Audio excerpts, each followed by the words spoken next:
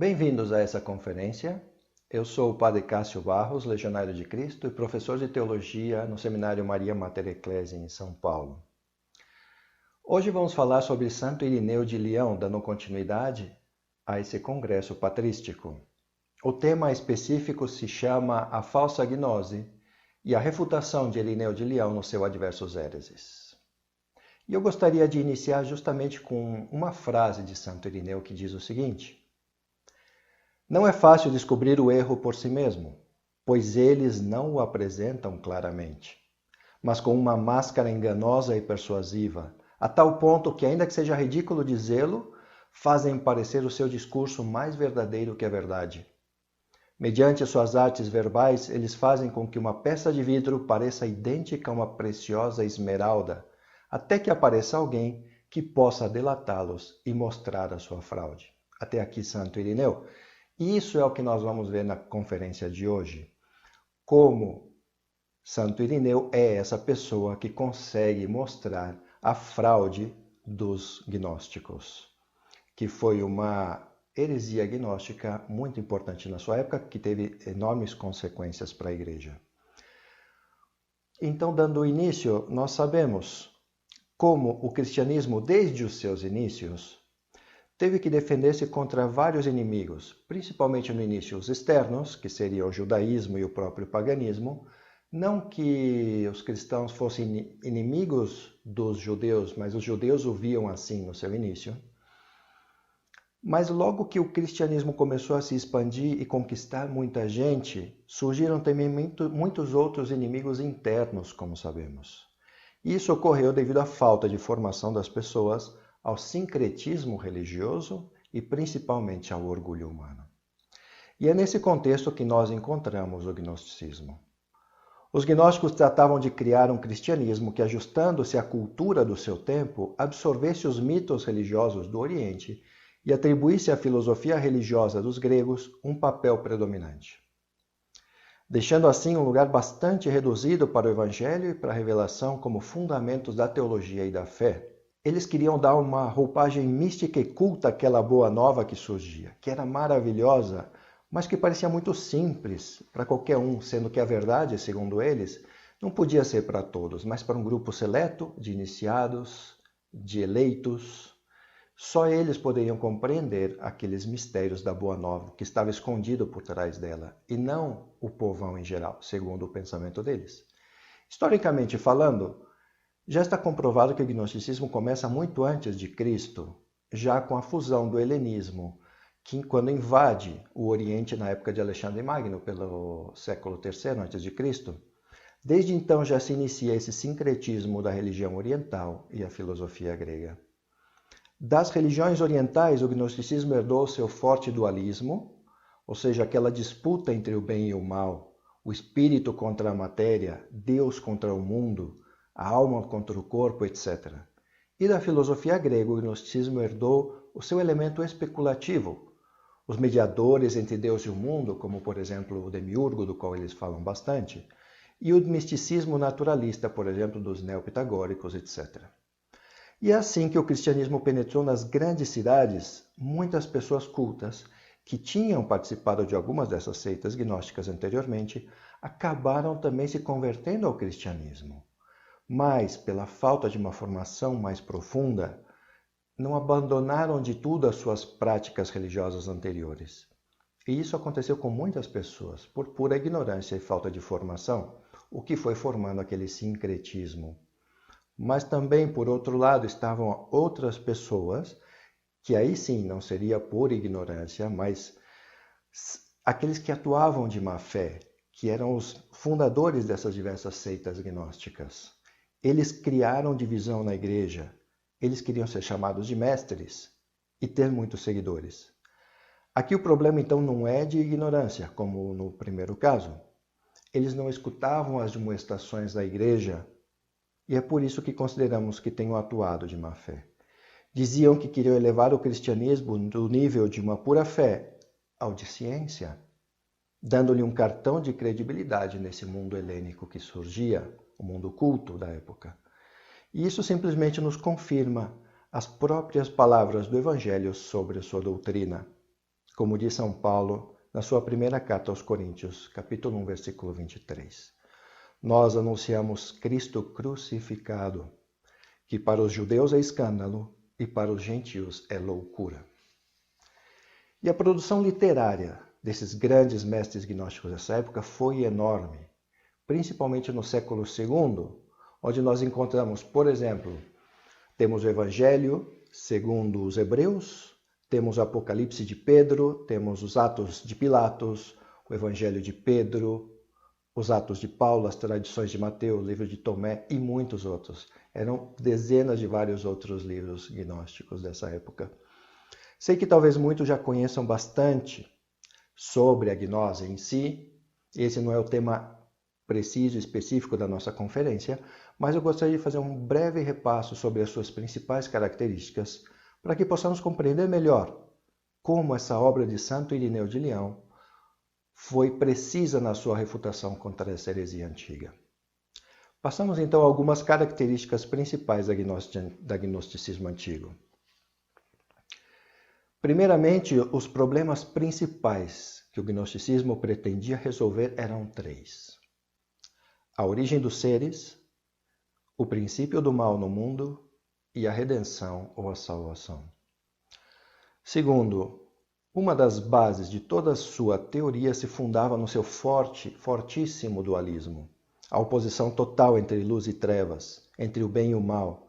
Para eles, esse fato explicaria praticamente tudo e seria aplicado em todos os aspectos da sua doutrina. Outra característica, o gnosticismo fazia uma distinção entre o Deus desconhecido e transcendente, revelado por Jesus Cristo, que seria o Deus bom do Novo Testamento, e o Deus demiurgo, o criador desse mundo, que seria o Deus mau, o Deus do Antigo Testamento. O ser humano seria, para eles, um raio de luz celestial aprisionado num corpo material e submetido ao demiurgo. O homem, jogado no mundo, se sente estranho e perdido e muitas vezes não sabe por quê, segundo eles. E esse é o tema da caída das almas, ou o tema da prisão, que vemos muitas vezes. Eles querem dizer que o nosso corpo, ou este mundo, são uma prisão e nós temos que libertar-nos deles. Uma outra característica, nesse sentido, algumas seitas gnósticas aceitavam o tema da mentepsicose, ou seja, da reencarnação.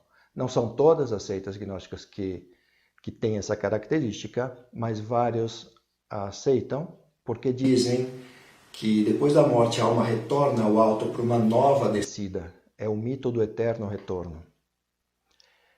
E falando de libertação, alguns grupos gnósticos tinham uma tendência ao coletivismo totalitário e desenvolviam impulsos destrutivos da sociedade e da pessoa humana. A justificação era sempre a mesma. O mundo é mau, o homem é mau, as estruturas são más, temos que destruir para libertar. Esses grupos eram contrários às autoridades instituídas e também ao matrimônio. Por quê? Porque criavam matéria. Tais grupos promoviam várias revoluções. Outra característica, o meio mais eficaz para a libertação desse mundo seria a gnose, ou seja, esse conhecimento dessa doutrina secreta pela qual o homem toma consciência da sua verdadeira natureza e da sua origem celestial. Está também o tema da revelação.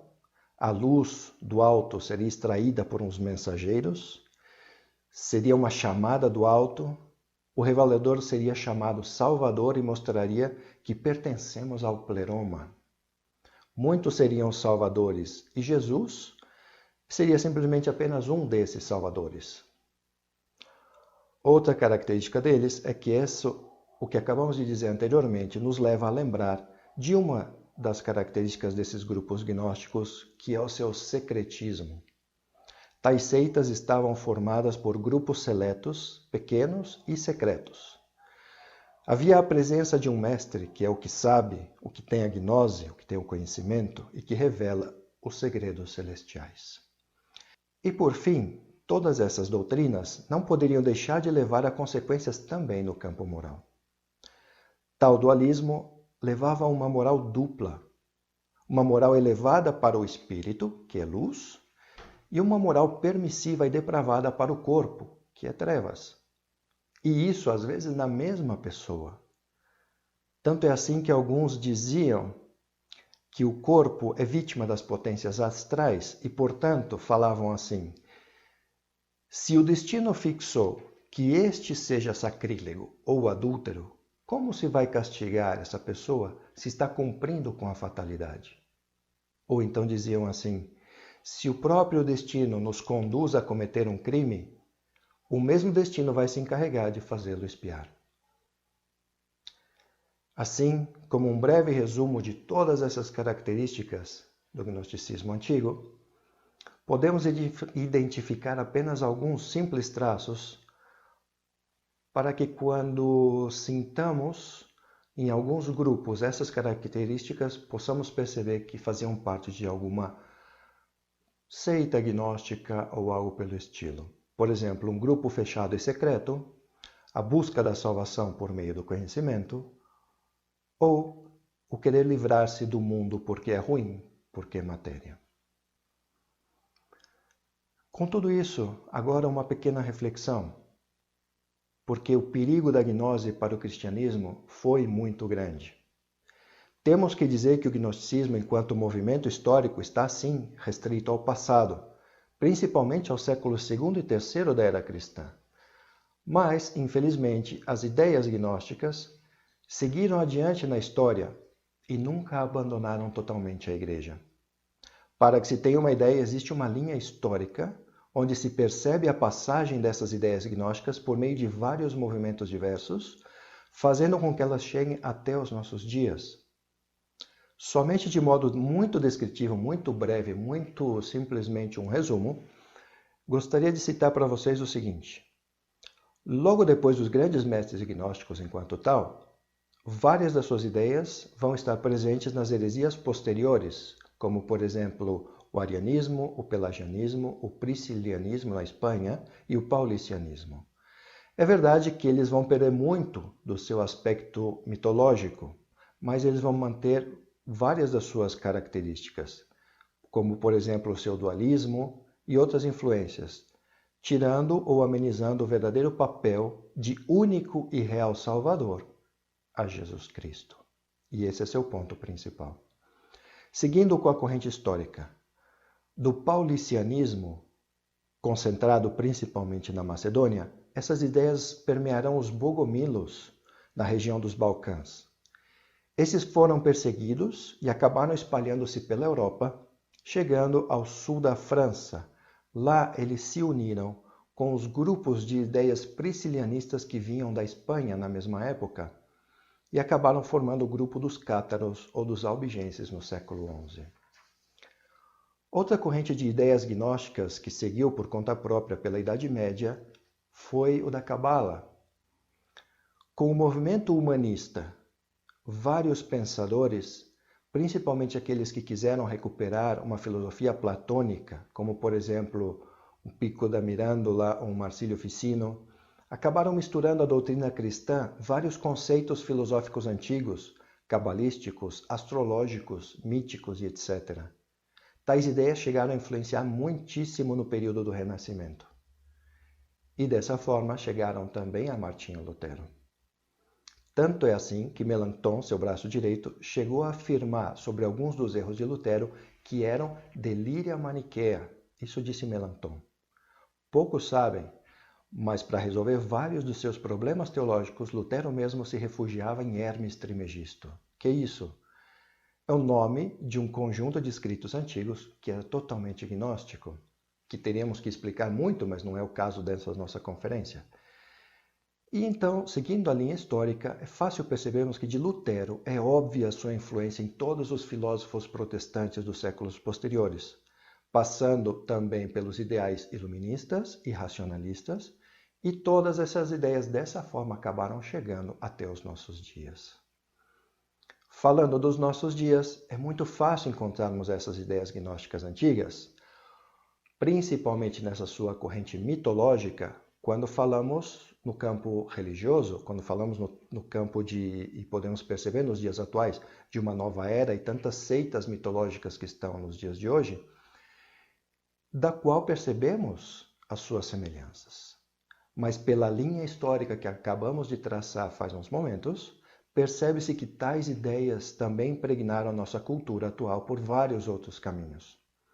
Por isso, sem que nos demos conta, essas ideias perambulam pela ciência, pela psicologia, pela filosofia, pela teologia, pela política e na cultura, principalmente por meio da literatura e do cinema.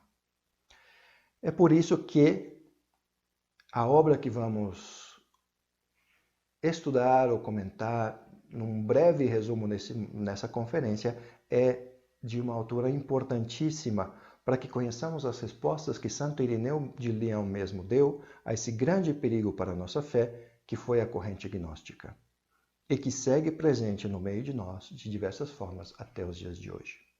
Passemos então a Irineu de Leão. Antes de falarmos diretamente de Santo Irineu, é importante saber que os mesmos papas da sua época e vários bispos e teólogos escreveram obras contra o gnosticismo. Os papas dessa época foram Sotero, Eleutério, Vítor I e Zeferino, que vão do ano 166 ao 217. Os bispos que mais escreveram contra o gnosticismo foram Dionísio de Corinto e Serapião de Antioquia. E entre os teólogos encontramos Esegipo e Irineu de Leão. Mas de todos os seus escritos, que nos chegaram apenas pequenos fragmentos de todos esses escritos, de todos esses autores, dos papas, dos bispos e dos teólogos. Mesmo de Santo Irineu, sabemos que ele escreveu muito mais, mas o único que nos chegou até hoje é o seu Adversus Hereses. Falando então de Santo Irineu, ele foi, sem dúvida, o teólogo mais importante do seu século. Nasceu mais ou menos entre os anos 140 e 160, porque não temos certeza exata. Nasceu na Ásia Menor, talvez em Esmirna, não se tem precisão também até os dias de hoje, e temos muitos poucos dados sobre a sua vida. Pelos seus escritos sabemos que conheceu São Policarpo, Policarpo que conheceu São João, e São João que tinha visto o Senhor. Desse modo podemos sentir ainda em Irineu aquele frescor da idade apostólica. Não temos notícias de quando foi às Gálias e qual foi o motivo, mas temos o dado certo de que no ano 177 foi enviado a Roma pelos presbíteros para tratar com o Papa Eleutério sobre a questão do montanismo. Quando Irineu voltou às Gálias, o bispo Fotino tinha sido martirizado e logo em seguida Irineu foi eleito no seu lugar. Depois disso, sabemos que Irineu atuou como pacificador entre o Papa Vítor I e os bispos do Oriente com relação à data da Páscoa. E desde então, já não se tem muitos dados biográficos do nosso santo. Nem a data da sua morte se sabe exatamente. Sobre os seus escritos, ainda que foram muitos, nos ficam apenas dois. Um que se chama Denúncia e Refutação da Falsa Gnose, que em latim ficou conhecido como Adversus Hereses, nossa obra de hoje, da qual vamos comentar agora. E a outra que se chama Epideixis, ou Demonstração do Ensinamento dos Apóstolos. Essa obra foi descoberta completa em armênio somente em 1904, e é uma obra apologética, mas nada polêmica, onde Irineu se limita a dar provas positivas da doutrina verdadeira.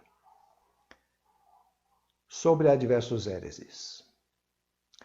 Para uma primeira aproximação dessa obra, vemos que ela está dividida em 5 livros, que seguem uma ordem muito lógica.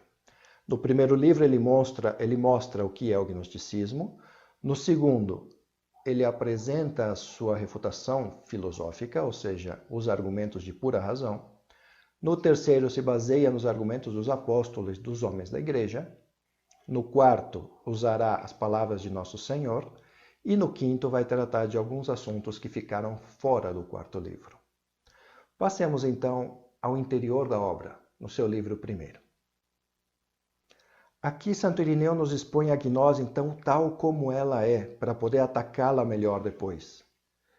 Tal livro tem um valor incalculável para a história do gnosticismo, justamente porque a maioria dos escritos que descreviam o gnosticismo antigo foram perdidos.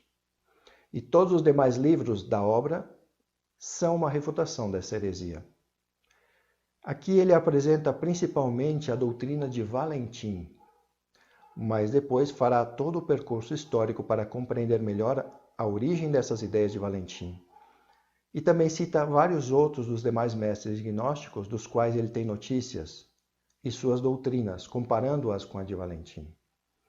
Alguns valentinianos, como Secundo, Ptolomeu e Marcos, e outras escolas ou ideias próprias, como Simão o Mago, Menandro, Saturnino e Basílides, Carpócrates, Cerinto, os Ebionitas e Nicolaitas, Serdão, Marcião e várias outras seitas menores. Mas, como vimos, o grande mestre gnóstico do qual Irineu vai comentar será sobre Valentim.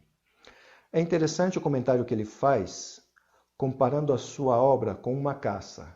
E ele, nas palavras de Irineu, ele diz assim: para poder acertar o alvo com maior facilidade, devo identificar com claridade o animal. Isso é o que Irineu faz nesse livro. Ele demonstra com conhecimento profundo da gnose a sua teoria e também a sua prática. E isso por quê? Porque ele teve diálogo direto com vários mestres gnósticos, mas não só. Ele também tinha como pastor várias ovelhas que tinham sido gnósticas e, como tal, contavam para ele o que tinham sofrido nessas seitas e o que eles faziam e como eram as suas doutrinas. Nesse momento eu gostaria de comentar então a doutrina de Valentim que Irineu nos apresenta no seu livro. E diz assim, aqui temos Irineu contando, narrando o sistema de Valentim. Sistema fundamental. 1.1. O pleroma e os eões que o compõem. Nas alturas invisíveis e inefáveis existia um eon perfeito, anterior a tudo, chamado proto-princípio, protopai e abismo. Invisível e incompreensível, eterno e ingênito, que se manteve em profundo repouso e tranquilidade durante uma infinidade de séculos.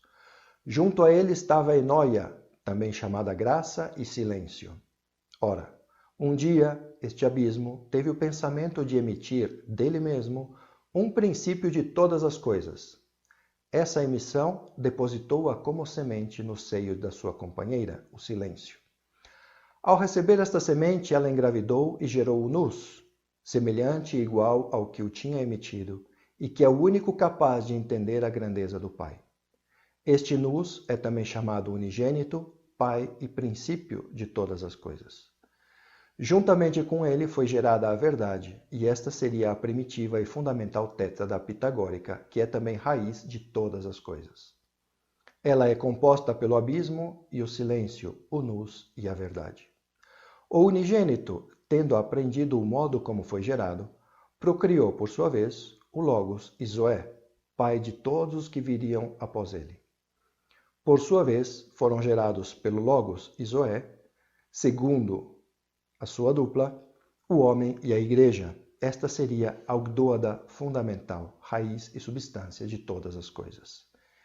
Estes eões, produzidos para a glória do Pai, querendo por sua vez glorificar o Pai, fizeram emissões em duplas. Logos e Zoé geraram, depois do homem e da igreja, outros 10 eões, cujos nomes são estes: abissal e confusão, agueratos e união, autoproduto e satisfação, imóvel e mistura, unigênito e felicidade. Estes são os 10 eões que derivam do Logos e Zoé. Por sua vez, também o homem com a igreja produziram 12 eões, que possuem estes nomes: Consolador e fé, Paterno e esperança, Materno e caridade, Eterno e compreensão, Eclesiástico e bem-aventurança, Desejado e sofia. Este é o pleroma invisível e espiritual, com a sua tríplice divisão em ogdôada, década e duodécada. E por isso o Salvador não fez nada publicamente durante 30 anos, para significar o mistério destes eões.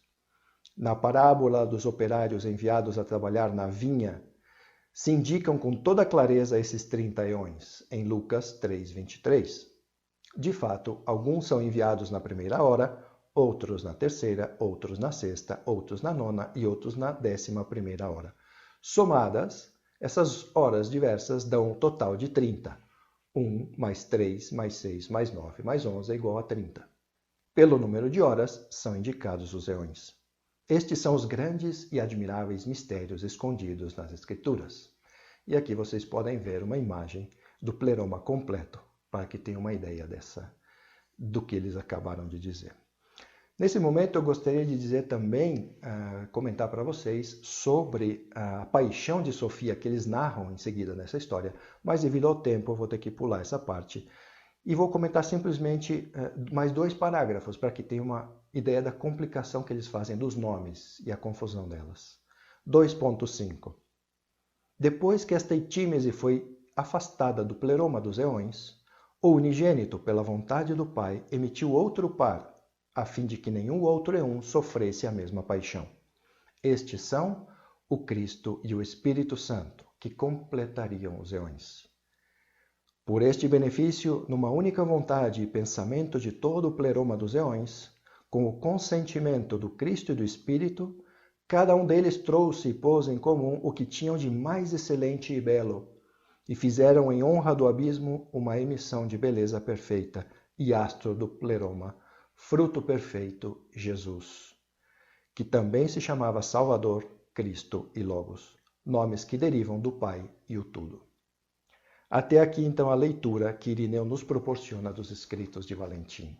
Um brevíssimo resumo, porque ele fala muito mais. Nota-se, então, nesse esquema de Valentim, uma grandíssima imaginação, como podem perceber. Todos os nomes são dados segundo o mestre, que ensina a doutrina, e a confusão é muito grande, porque ele dá diversos nomes para a mesma entidade, e depois ele utiliza sem critério, porque às vezes ele se refere ao protoprincípio como o Pai, mas em outro lugar ele fala do Pai como uma de outras as emanações. Então é difícil você saber exatamente de quem que ele está falando em algum momento. E essa é a chave para eles serem os donos das próprias histórias, porque quando você pensa que você vai pegar eles por algum erro na própria história, ele fala, mas eu não estava falando do protoprincípio como Pai, eu estava falando do Pai, que é uma emanação do protoprincípio com não sei quem.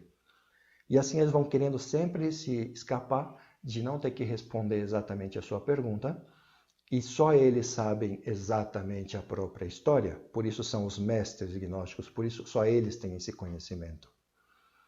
Como podemos ver, é uma doutrina totalmente arbitrária, e cada vez que esses nomes aparecem na Sagrada Escritura, eles dizem, estão vendo como a Escritura comprova o que nós estamos dizendo? E utilizarão essa mesma tática para os números. Cada vez que a Sagrada Escritura falar sobre os números 4, 8, 10, 12, 30, eles vão falar que é porque está revelando alguns dos segredos gnósticos. Mas só para aqueles que podem compreender. Nesse sentido, gostaria de mostrar e ler para vocês uma frase de Santo Irineu, no qual ele é bastante irônico, e ele responde, ele refuta essas ideias gnósticas da seguinte forma: nada impede, então, que outra pessoa defina o mesmo sujeito do seguinte modo: existe um certo pró-princípio, real, pró-inteligível, pró-insubstancial, uma potência pró-pró-cilíndrica. Com ela existe uma outra potência que eu chamo abobrinha.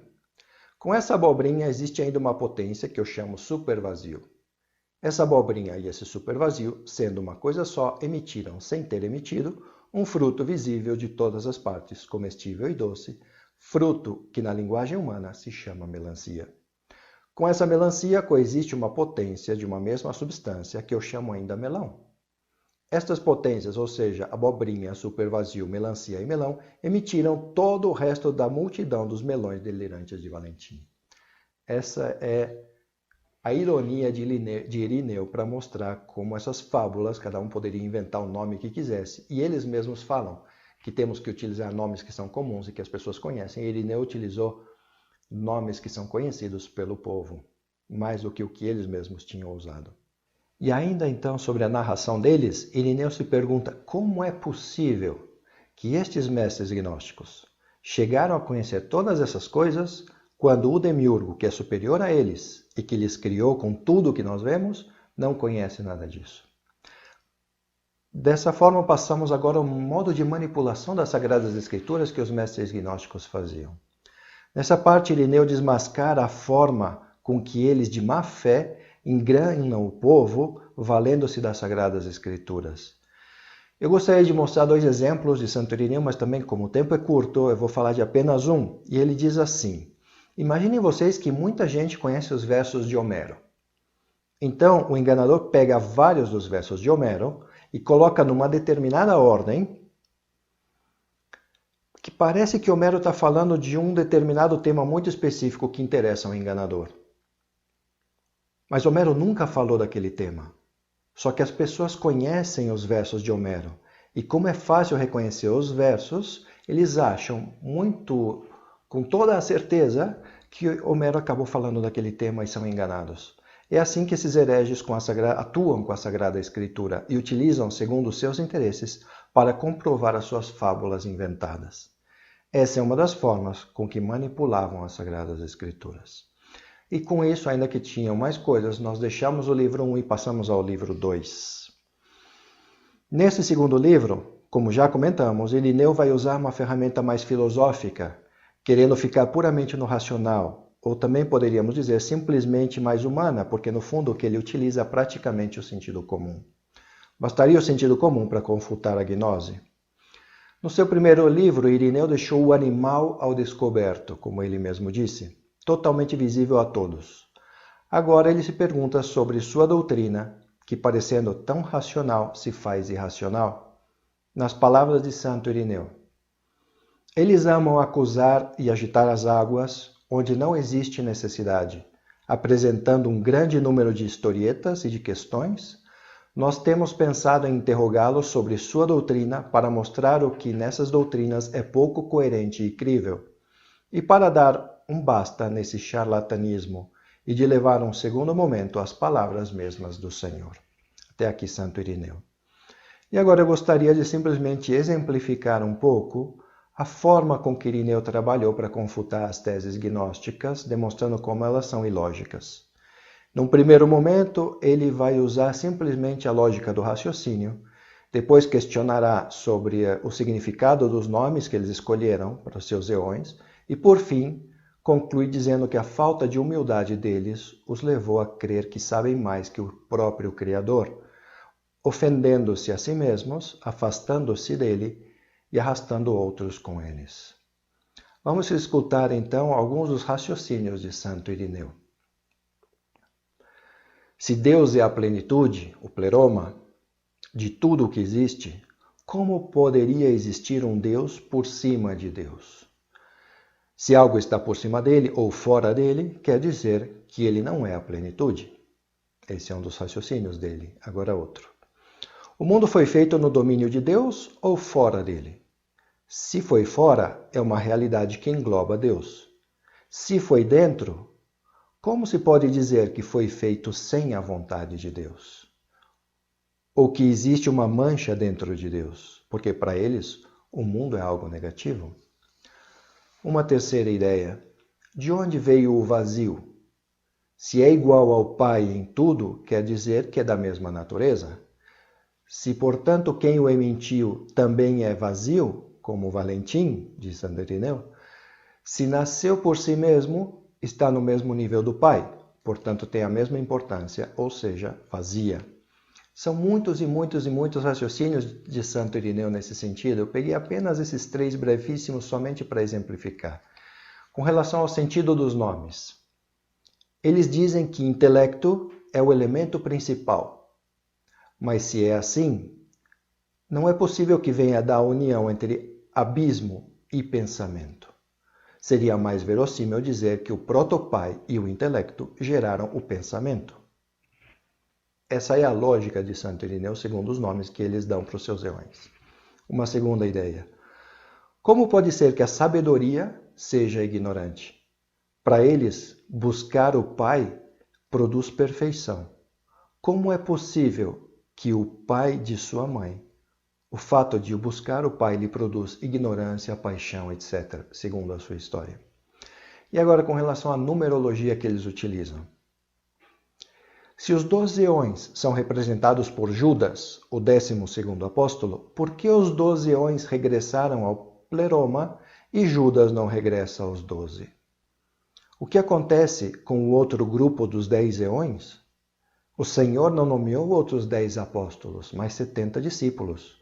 Só que 70 não entra no grupo que interessa a eles, como são o 3, o 8, o 10, o 12 e o 30, mas 70? 70 não.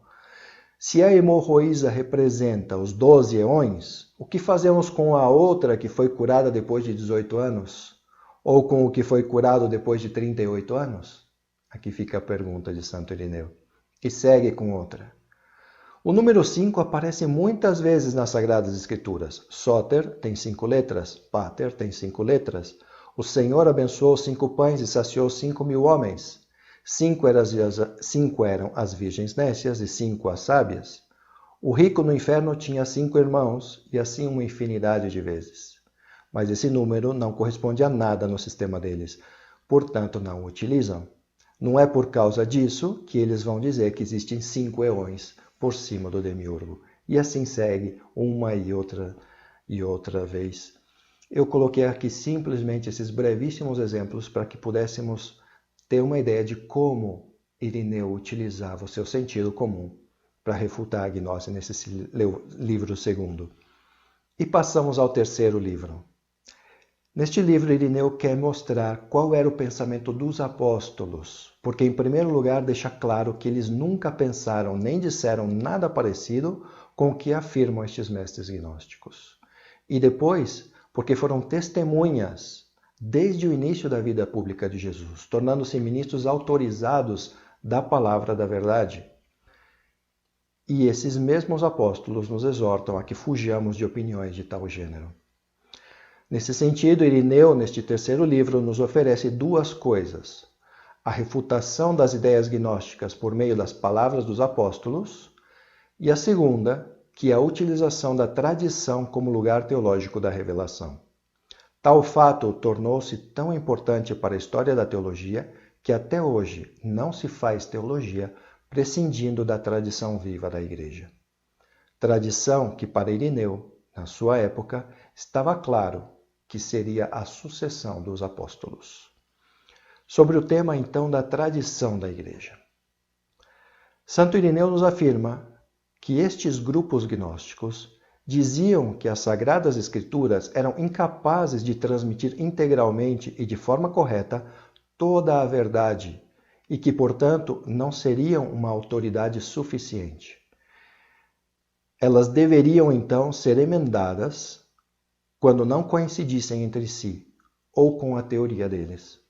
E para isso serviria a tradição, que, segundo eles, seriam conhecimentos secretos dos apóstolos, que somente alguns escolhidos teriam acesso. Portanto, a tradição, entendida como diziam eles, seria a chave de interpretação das Escrituras, e só alguns conheceriam estes segredos, e estes poucos, logicamente, são eles.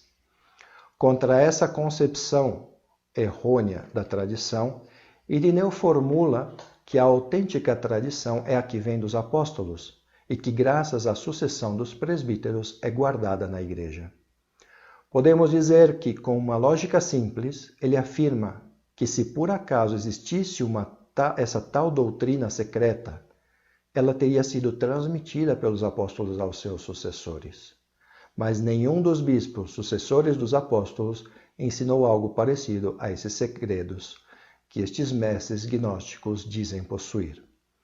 Santo Irineu diz assim, escutemos suas palavras: mas enquanto nós, novamente, os chamamos de volta à tradição que vem dos apóstolos e que, graças à sucessão dos presbíteros, é custodiada na Igreja, eles se opõem a essa tradição, considerando-se mais sábios não só que os presbíteros, mas também aos mesmos apóstolos. Só eles encontraram a verdade pura. De fato, segundo eles, os apóstolos misturaram as prescrições da lei às palavras do Salvador. Tal erro não foi só dos apóstolos. O Senhor mesmo teria pronunciado palavras que vinham seja do demiurgo, seja da potência mediana ou da potência suprema.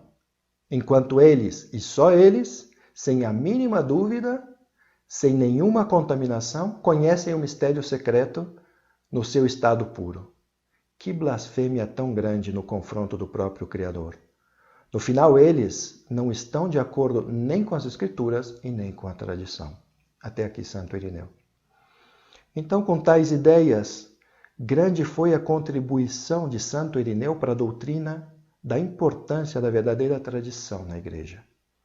Também famosa vai ser a lista dos sucessores de São Pedro, que ele cita até o Papa da sua época, que era Eleutério, o 12º a ocupar o episcopado de Roma.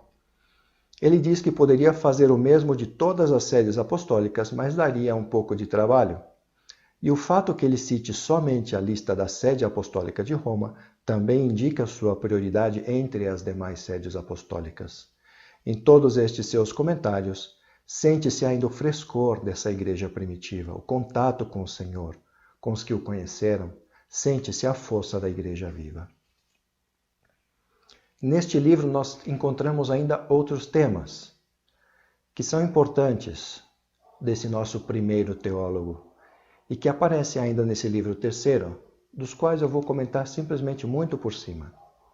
O primeiro deles, sobre a unicidade de Deus. Irineu combate a ideia de uma multidão de deuses propostas pelos gnósticos, ou pelo menos essa sua teoria de um demiurgo como Deus. Já na cristologia, ele combate a divisão que eles aplicavam a Jesus Cristo, separando o Jesus da história e o Cristo, que seria um eon que baixaria em Jesus no momento do seu batismo e que o abandonaria antes da paixão. Ideias que são propostas com algumas modificações até os nossos dias. Daí a importância do conhecimento das respostas de Santo Irineu. O nosso teólogo vai informar-nos que em todas as versões das seitas gnósticas, ainda que sejam muitas as diferenças entre elas, em uma coisa todas estão de acordo, e é que não aceitam a encarnação do Verbo. E de uma forma magistral, Irineu demonstra que Jesus Cristo é verdadeiramente homem, além de verdadeiramente Deus.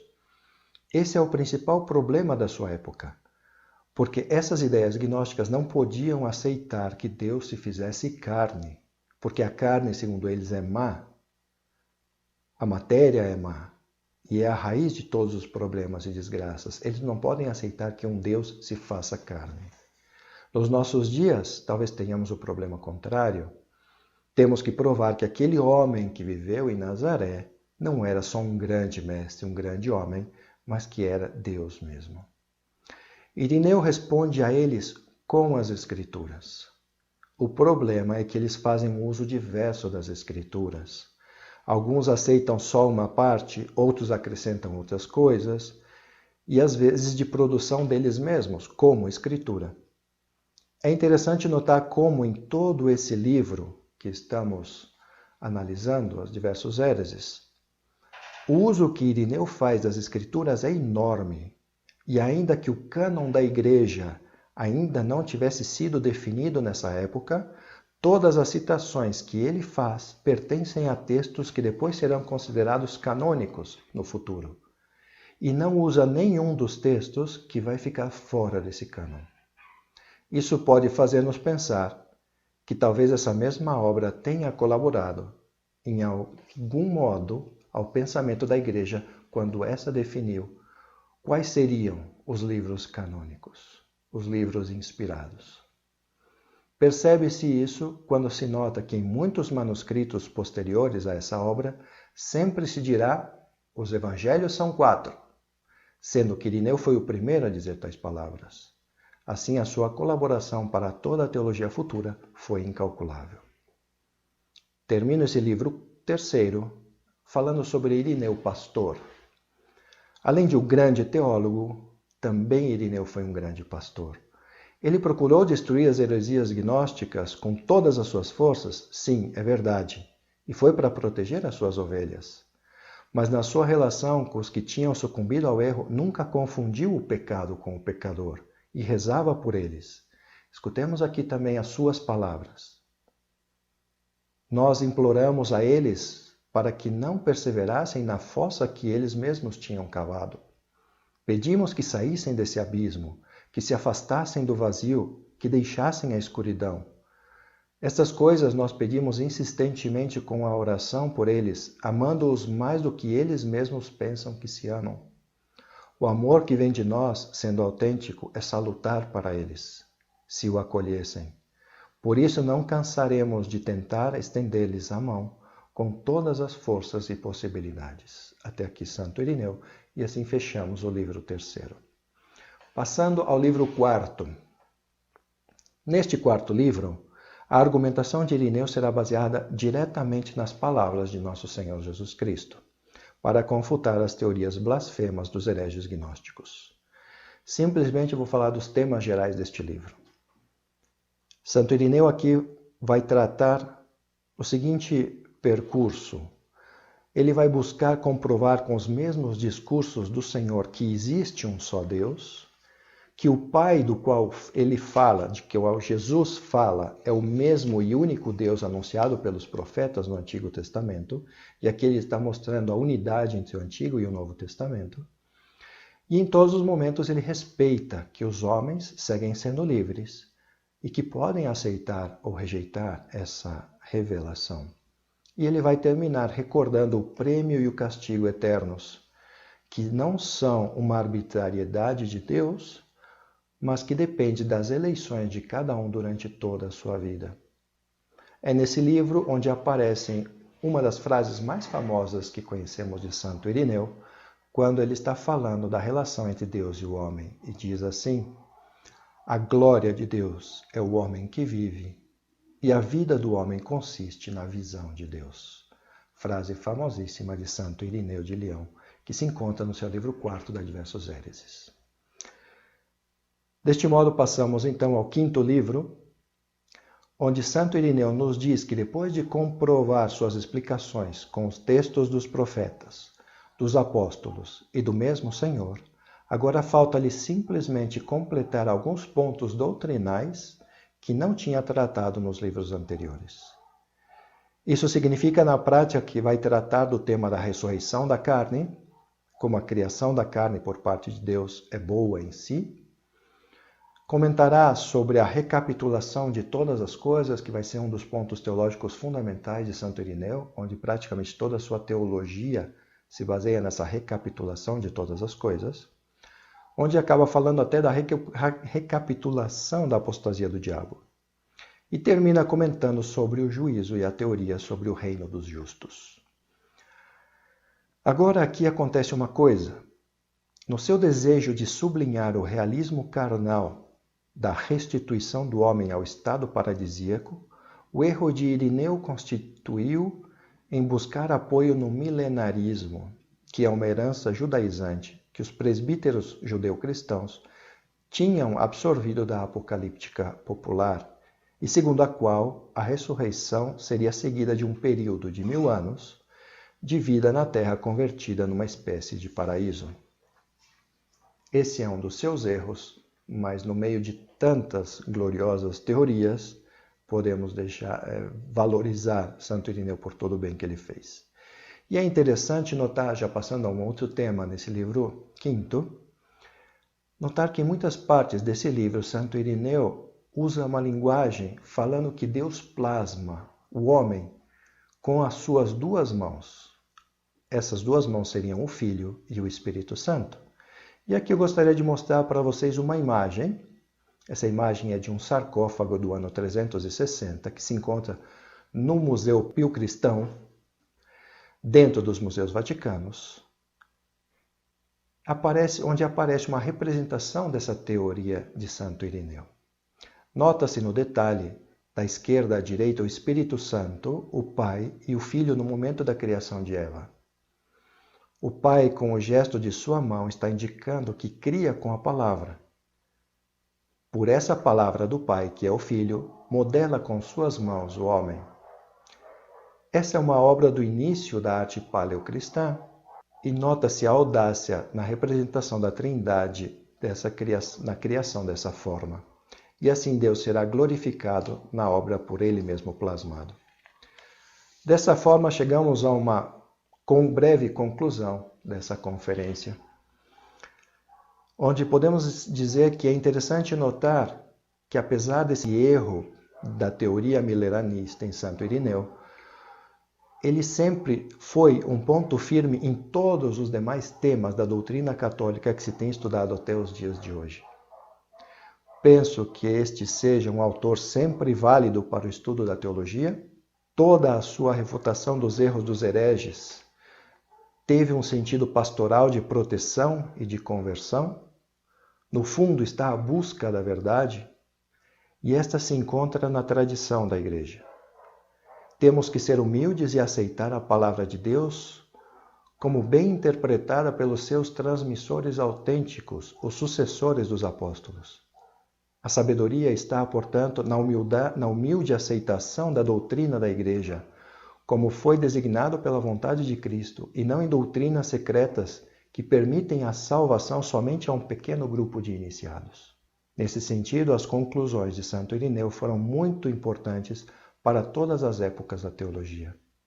Essa obra vai muito além de uma pura refutação da heresia gnóstica, mas se pensarmos de forma restrita e falarmos simplesmente enquanto a refutação da heresia gnóstica, olhando nesse sentido, ela nos deixa uma mensagem para os nossos tempos também, e essa mensagem é a seguinte: sempre que se nos proponha qualquer tipo de salvação que não esteja centrada em Jesus Cristo, podemos estar seguros que aí não está a verdade revelada por Deus e depositada na sua Igreja através da tradição. Muito obrigado e que Santo Irineu rogue por nós.